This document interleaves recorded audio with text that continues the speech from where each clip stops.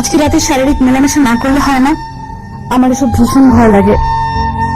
Money bag থেকে condom বের করে টেবিলের ওপর রাখার সময় নববধূর মুখে এমন কথা শুনে হেসে ফেলল অভি। কেমন বাচ্চাদের মতো কথাবার্তা। অভি ঘুরে দাঁড়িয়ে হাসি মুখে বলল, কি বলছো এসব? দৃষ্টি আর স্বামী স্ত্রীর ক্ষেত্রে তো এসব বৈধ। তবু আমি ওসব কাজ করতে পারবো না। আচ্ছা, সব করতে হবে না বলে অভি চেয়ার টেনে দৃষ্টির মুখোমুখি বসল। তাহলে ওই যে মানিব্যাগ থেকে ওই প্যাকেট গুলো বের করে রাখলেন, ওগুলো কেন? ওগুলো দিয়ে কি হয়? ভাবি কিন্তু আমাকে বলেছে। বলেই দৃষ্টি মাথা নিচু করে রইল। অভি বলল, তোমাকে যেমন ভাবি এটা সম্পর্কে বলেছে, আমাকেও তেমন বন্ধুরা এটা ফাইজলামো করে দিয়েছে। লাল শাড়িতে দৃষ্টিতে লাজুক মুখটা ভীষণ মায়াবী লাগছে। এছাড়াও স্বর্গের অপসরী বসে আছে অভির সামনে। দৃষ্টির বয়স বেশি হলে 16 কি 17 হবে। অভির আম্মুর বান্ধবীর একমাত্র মেয়ে দৃষ্টি। গত বছর দৃষ্টির মা বাবা সড়ক দুর্ঘটনায় মারা যাবার পরে অভির আম্মু দৃষ্টিকে অভিদের এখানে নিয়ে আসে এবং আব্বু আমার ইচ্ছে দৃষ্টিকে অভির বউ করা। এবছর তাদের ইচ্ছেটা পূর্ণতা পেল। দৃষ্টিকে অভিরও ভীষণ পছন্দ। যেমন দেখতে দুধে আলতা গায়ের বরণ, তেমনি নম্রভদ্র স্বভাবের মেয়ে ও। অভি কিছুদিন হলো বসুন্ধরা গ্রুপে একটা সেকশনের প্রোডাকশন সুপারভাইজার হিসেবে চাকরি পেয়েছে। দেখতে সুদর্শন এবং স্মার্ট, তবুও দৃষ্টির কেমন যেন লাগছে। এত কাছাকাছি কেউ আসবে ভাবতেই শরীরের লোম কাটা দিয়ে ওঠে। ঘোমটা দিয়ে রাখায় সংক্ষেপত গরমে এবং ভয়ে লাজে ঘামছে দৃষ্টি। তাই দেখে অভি বলল, এবার তো খোলো দৃষ্টি। অভির মুখে এই কথা শুনে দৃষ্টি ভয়ে গুটিসুটি মেরে বলল, আপনাকে না বললাম ওসব আমার ভয় লাগে? অভি হা হা করে হেসে ফেলে বলল, আরে ভয় কিসব উল্টাপাল্টা ভাবছো দৃষ্টি? আমি ঘোমটা খুলতে বলেছি। গরম লাগছে তো তোমার? শাড়ি খুলে নর্মাল ড্রেস পরো, ভালো লাগবে। দৃষ্টি একটু দূরে সরে গিয়ে বলল, আমি শাড়ি খুলে ফেলি আর আপনি সেই সুযোগে আমাকে ধরবেন, তাই তো? আমি সব বুঝি। তুমি আমার সামনে বদলাতে যাবে কেন? সামনে তো আপনি বসে আছেন, বদলালে তো আপনার সামনেই বদলাতে হবে। কিসব বলছেন? লজ্জা করে না আপনার? স্বামী স্ত্রীর মাঝে আবার লজ্জা কিসে? আচ্ছা, তোমার লজ্জা পেতে হবে? দৃষ্টিকে জড়িয়ে ধরে দৃষ্টির গালে একটা চুমু খেতে স্প্রিংকের মতো লাফিয়ে উঠে টেবিলের কাছে গিয়ে ট্রে থেকে আপেল কাটার ছুরি হাতে নিয়ে দৃষ্টি পড়ল, আপনাকে নিষেধ করার পরেও আপনি আবার আমাকে স্পর্শ করলেন কেন? দৃষ্টির এমনিতেই বয়স কম, খচাং করে পেটে ছুরি ঢুকিয়ে দিলেই অভির ভবলীলার সাঙ্গ। বাসরাতে বইয়ের হাতে প্রাণ গেলে কেলেঙ্কারি ঘটে যাবে। ইতিহাসের পাতায় সর্বপ্রথম মনে হয় অভির নাম লেখা হবে যার কিনা বাসর ঘরে বইয়ের হাতে প্রাণ নাশ হয়েছে। এসব ভেবে অভি প্রায় ঘুমাইত। দৃষ্টি বলল, কি কথা বলছেন না কেন? অভি বলল, বিয়ে মানে জীবনের প্রথম বিয়ে তো, বউকে আদর করার লোভ সামলাতে পারিনি, তাই আর কি। আগে পিছে এক্সপিরিয়েন্স থাকলে হয়তো আমার অবুঝ মনটা এতটা উত্তেজিত হতো না। জীবনে প্রথম বিয়ে মানে আরো বিয়ে সাথে করার ইচ্ছা আছে নাকি? কোলপালিশ জড়িয়ে ধরে কোলপালিশে একটা চুমু খেয়ে অভি বলল, বিয়ে কি মানুষ বউয়ের হাতে চাকু দেখে ভয়ে রাত কাটানোর জন্য করে নাকি? বউকে আদর সোহাগ ভালোবাসার জন্য করে। তুমি যখন আদর করতে দিচ্ছ না, তখন আর একটা বিয়ে করা ছাড়া উপায় কি? ছি ছি ছি, দাঁড়ান, আপনার দ্বিতীয় বিয়ে করার মজা দেখাচ্ছি। বলে চাকুটা অভির দিকে ছুড়ে মারল দৃষ্টি।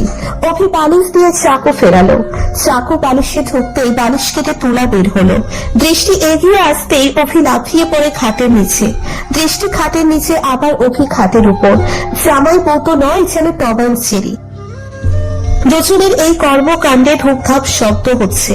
দাদি রুমের সামনে দাঁড়িয়ে সেসব শুনে দরজার বাইরে থেকে দরজায় টোকা দিয়ে পড়ল, ওরে, যা করার একটু ধীরে সুস্থ কর। আজকের রাত শেষ রাত না, এখন থেকে সব রাত তোদের।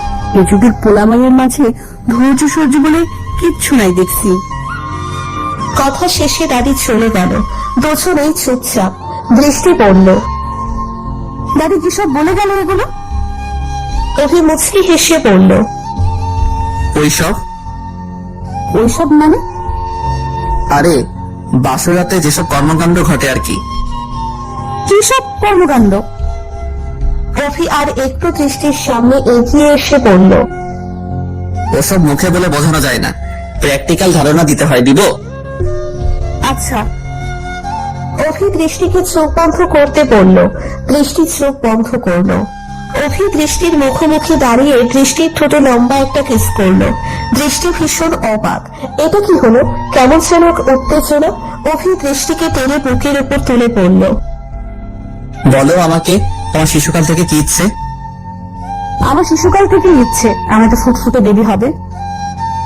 বলে লজ্জায় দুই হাতে মুখ ঢাকল দৃষ্টি। অভি দৃষ্টিকে শক্ত করে বুকে জড়িয়ে ধরে পড়ল। বেবি তো হবে, কিন্তু হবে কি করে? বেবি হবার কার্যক্রম সম্পন্ন না হলে? কার্যক্রম মানে? মানে ওই যে তুমি ওসবের ভয় পাও, বেবি পেতে হলে ভয় বিসর্জন দিতে হবে। মনের ভেতর শুধু ঐসবের ধান্দা। এত জড়াজড়ি করার লাগবে কেন? বউকে জড়িয়ে ধরবো না তো কাকে জড়িয়ে ধরবো শুনি? আমার কেমন যেন লাগে। দৃষ্টি একটু দূরে সরে গেল। অভি আবার দৃষ্টিকে টেনে এনে বুকে জড়িয়ে পড়ল। একটা মানুষ একান্ত আমার, শুধুই আমার, তাকে নিয়ে ধান্দা নয়, ইচ্ছে আরো স্বপ্ন হাজার। এখন থেকে আমার সমস্ত ভালোবাসা তোমায় ঘিরে। আমার ভবিষ্যৎ জীবনের সহযাত্রী তুমি দৃষ্টি, তুমি আমার, আমি তোমার, এটাই তো? তুমি দেখে নিও, তোমাকে এত ভালোবাসবো যে তোমার যন্ত্রণাময় অতীত তো তোমাকে স্পর্শ করতে পারবে না। দৃষ্টি চুপচাপ শুয়ে আছে। অভি দৃষ্টির মাথায় হাত বুলিয়ে দিতে দিতে বলল, অনেক জ্বালাতন করেছি তোমায়, এবার ঘুমিয়ে পড়ো। দুজনেই ঘুমিয়ে পড়ল। খুব ভোরে দাদি এসে দরজায় কড়া নাড়ল। দৃষ্টি উঠে গিয়ে দরজা খুলতেই দাদি বলল, কি রে, সারা রাত যুদ্ধ করে ক্লান্ত হয়ে নাকে তেল মেখে ঘুমাচ্ছিস? গোসল না করলে জাতি তোকে খবিস বলবে, দুষ্ট বইটা। ডিয়ার রোমান্টিক দাদি, গোসল করার মতো কোনো কর্মকাণ্ড ঘটেনি রাতে। আর আমরা যুদ্ধে নয় শান্তিতে বিশ্বাসী। হয়েছে, বুঝছি, এই যুগের পোলাপান 5G গতির ইন্টারনেটের চেয়েও দ্রুত, তারা আবার শান্তিতে বিশ্বাসী। আমরা তোমার মতো উত্তেজিত সৈনিক না দাদি, যে প্রথম রাতে এই ঢাল তলোয়ার নিয়ে ঝাঁপিয়ে পড়বো। ধীরে সুস্থে এগোতে হবে, আমাদের গোসলের দরকার নেই। তুমি দাদার কথা মনে করে হুদায় গোসল করে আসো।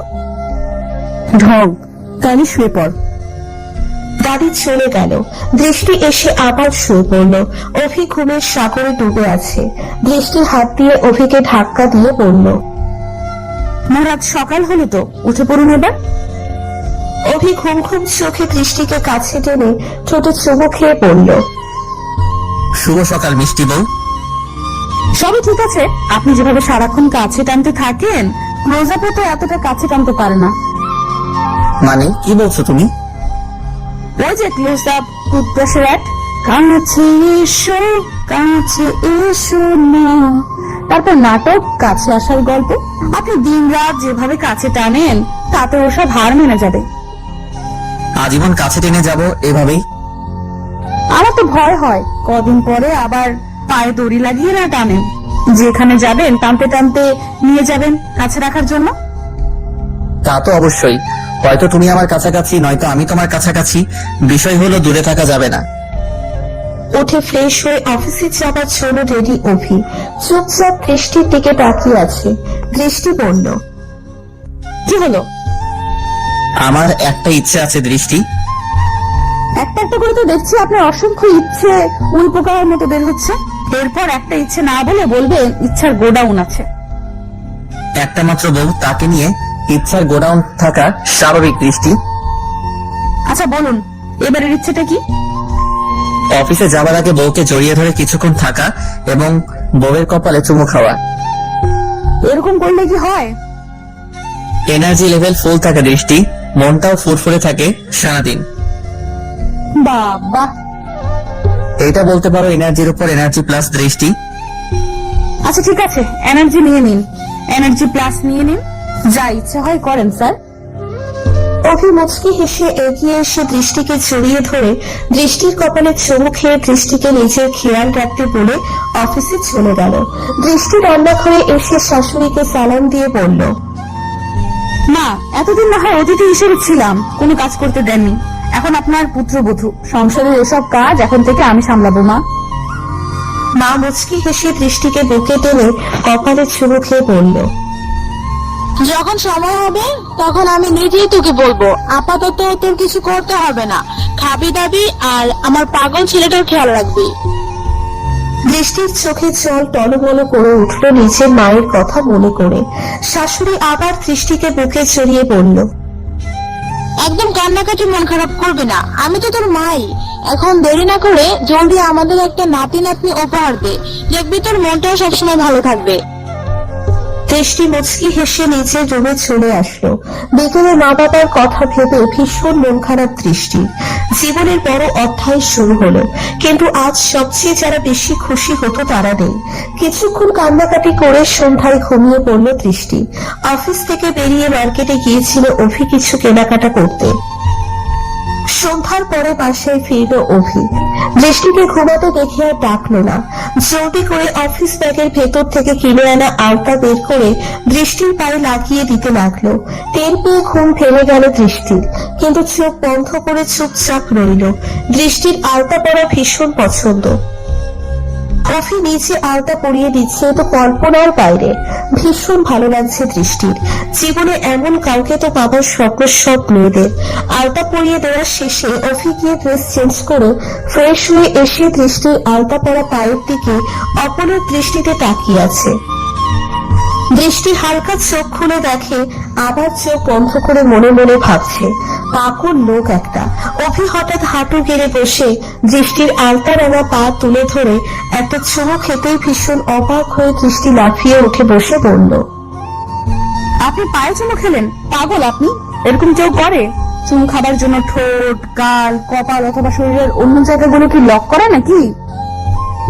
এক নিঃশ্বাসী কথাগুলো বলল দৃষ্টি। অভি মুচকি হেসে বলল, কেন, এতে সমস্যা কোথায়? সমস্যা কোথায় মানে? পায়ে কেন চুমু খাবেন? আমার তো কেমন যেন লাগছে। এবার তাহলে ব্যাখ্যা দেই দৃষ্টি। তোমাদের স্ত্রীগণ তোমাদের জন্য ক্ষেত স্বরূপ, সুতরাং তোমরা তোমাদের চাষাবাদ ক্ষেত্রে আসো, যেভাবে খুশি সেভাবে। তবুও কি দৃষ্টি?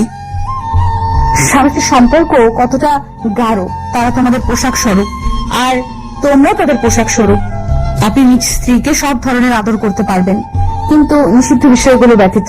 নিষিদ্ধ বিষয়গুলোতে লজ্জাস্থানে মুখ লাগানো এটাও নিকৃষ্ট কাজ বলেছে ইসলাম।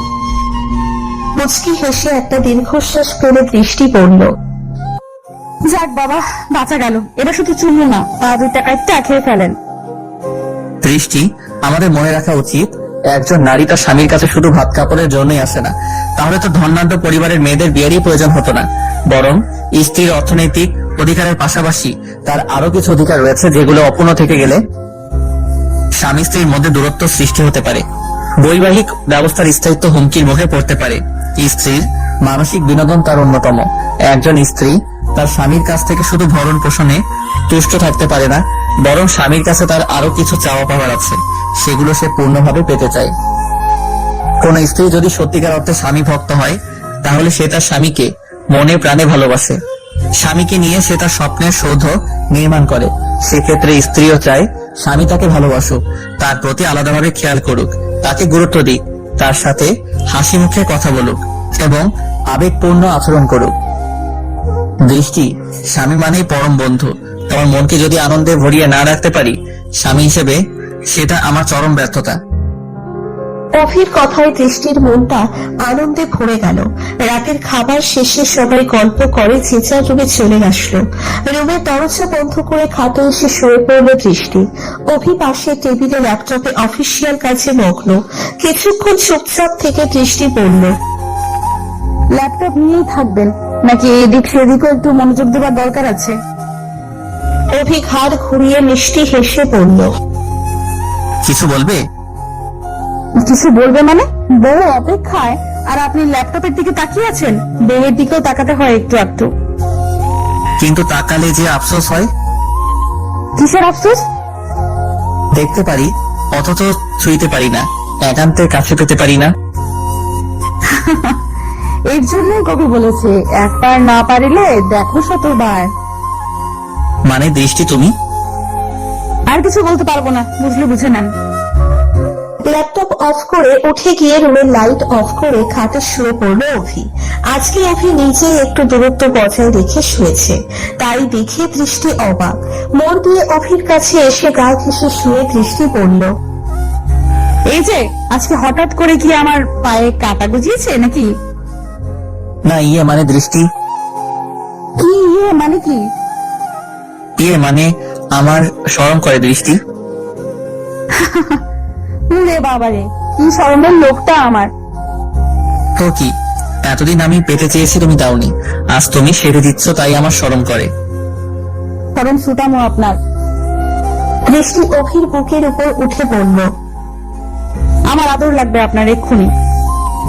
এ বাবা, বলো কি? হাত দিয়ে অভির মুখ চেপে ধরে দৃষ্টি বলল, দাদুর বললো না যুদ্ধের কথা, আজ যুদ্ধ হবে। অভি ঘুরে দৃষ্টিকে নিচে ফেলে দৃষ্টির ঠোঁটে চুমো খেয়ে বলল, চলো, শুভ কাজে দেরি করতে নেই। তারপর মানে ওইসব সব কথা কি বলা যায়? কিছু কথা বুঝে নিতে হয়। সকালে দৃষ্টি অভিকে বলল, শুনুন, আজকে খুব বাবা মার কবর জিয়ারত করতে যেতে মন চাইছে। অভি দৃষ্টিকে নিয়ে বাবা মার কবর জিয়ারতের জন্য আসলো। এটাই দৃষ্টিদের বাড়ি, অনেক বড় বাড়ি। অভি বলল, দৃষ্টি, তুমি কবর জিয়ারত করে প্রতিবেশীদের সাথে কথাবার্তা বলো, লাঞ্চের সময় আমি এসে নিয়ে যাব। কথা শেষে অভি চলে গেল। কবর জিয়ারত শেষে দৃষ্টি বাড়ির ভেতরে যাবার উদ্দেশ্যে পা বাড়াতেই পেছন থেকে এক যুবক এসে দৃষ্টির হাত টেনে ধরে বলল, সবকিছু ভুলে গেলে দৃষ্টি? ঘাড় ঘুরিয়ে যুবককে দেখে দৃষ্টির বুকের ভেতরটা ধক করে উঠল। পেছন থেকে দৃষ্টির হাত টেনে ধরে যুবক আর কেউ নয়, এ হলো শুভ। হাই স্কুলে যাবার পথে প্রায়ই দৃষ্টিকে উত্ত্যক্ত করত শুভ। একদিন দৃষ্টি স্কুলে স্যারদের কাছে নালিশ করলে স্যার অনেক পিটায় শুভকে। তারপর শুভ আরো খেপে যায়। একদিন রাস্তায় দৃষ্টির পথ আগলে দাঁড়ায় শুভ ও তার সাথে ছেলে পুলে দুর্ব্যবহার করে দৃষ্টির সাথে। এসব দিয়ে মারাত্মক ঝামেলা হবার পরে দৃষ্টির বাবা শুভর নামে মামলা করে। দোষী সাব্যস্ত হয়ে শুভ জেলে চলে যায়। কয়েকদিন হলো জেল থেকে ছাড়া পেয়েছে শুভ। বদলা নেবার নেশায় মাতাল সে। দৃষ্টিকে এতদিন ফলো করে আসছিল সে, আজ মোক্ষম সময় দেখে উপস্থিত তাই। শুভ দৃষ্টির হাত শক্ত করে ধরে বলল, জেলখানার দিনগুলো ভীষণ কষ্টের দৃষ্টি। দিব্যি তো সুখে শান্তিতে স্বামী সংসার করছিস, এবার আমার কষ্টগুলো একটু লাঘব করে দে। এসবের মানে কি শুভ? মানে বোঝো না? তুই তো এখন অন্য কারো, দেহটা দিয়ে অন্তত আমার কষ্ট লাঘব করতে পারো। ছি, তোর মতো নোংরা মনের মানুষ কখনো ভালো হয় না। ভালো হতে চাই না, তোর এত অহংকার কিভাবে আসে দেখতে চাই। শুভ ছেড়ে দে বলছি, ভালো হবে না কিন্তু। শুভ দৃষ্টির হাত ধরে টেনে বাড়ির ভেতরে নিয়ে যেতে যেতে বলল, ভালো না হোক, খারাপ কিছু তো আজ হবে। শুভ ছেড়ে দে আমায়। বলে দৃষ্টি চিৎকার করতেই শুভ দৃষ্টির মুখ চেপে ধরে বলল, তোর আর তোর বাবার অহংকার কই গেল আজ? আমার জীবনের এতগুলি দিন পচে গেল জেলে, তোর বাবাও তো মাটির নিচে, কে রক্ষা করবে এখন শুনি? বড় ঘরের পেছনে একটা রান্নাঘর, সেখানে দৃষ্টিকে নিয়ে ঢুকে দরজা বন্ধ করে দিল শুভ। বাড়িতে দীর্ঘদিন কেউ বসবাস না করায় ছাড়া বাড়ি হয়ে গেছে। আশেপাশে কেউ কখনো ভুলেও উকি পর্যন্ত মানে না এই বাড়িতে। শুভ টান দিয়ে দৃষ্টির বুকের ওড়নাটা নিয়ে দৃষ্টির বুকের দিকে ইশারা করে বলল, ভালোই বড় হয়ে গেছিস রে, নিজে খুলবি নাকি আমার কষ্ট করে সবকিছু করতে হবে?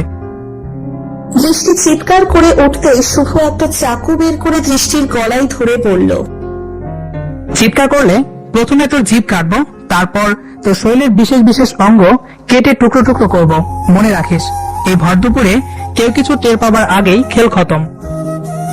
ভয়ে আতঙ্কে দৃষ্টি নাজেহাল, চোখের জল টপটপ করে ঝরে পড়ছে। শুভ দৃষ্টির বুকে মানে স্তরে হাত দেবে দেবে এমন সময় কে যেন বলে উঠল, এই মানুষ প্রজাতি আসলে বারবার জাত, মানে সঙ্গে গেলেও জ্ঞান না করে শান্তিতে থাকতে পারবে না মনে হয়। শুভ চমকে উঠে চাকু হাতে চারিদিকে চোখ বুলিয়ে কাউকে না দেখে বলল, এই শালা, কে তুই? সাহস থাকলে সামনে আয়। আবার সেই কণ্ঠস্বর। হালকা করে কানের উপরে একটা দিয়ে সামনের সময়ের জন্য কমায় পাঠানোর আগে দুলাভাই ডাকে তোর। শুভ আরো খেপে গিয়ে বলল, সামনে আয় শালা, চাকু দিয়ে কুপিয়ে যদি তোর দুলাভাই হবার শখ না মিটাই। আবার সেই কণ্ঠস্বর। এর জন্য বলি তোরা মানুষ প্রজাতি যেমন ভাতা তেমন বাচ্চা। মানুষ প্রজাতি মানে কি? তুই কি মঙ্গল গ্রহ থেকে আসা এলিয়েন?